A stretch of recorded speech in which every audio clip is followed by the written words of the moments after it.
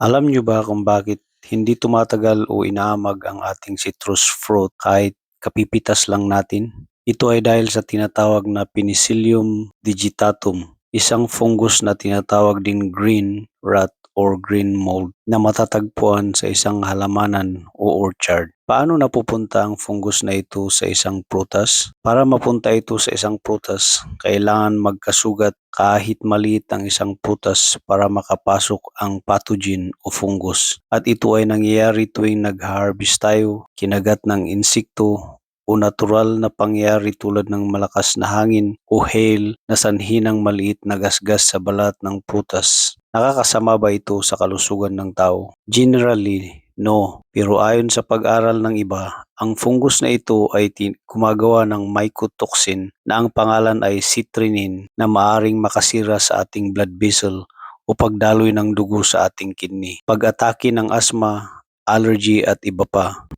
Para tumagal ang ating prutas, hugasang maigi at patuyuin bago i-stock at iwasang itago sa mahalumigmig o mataas na moisture.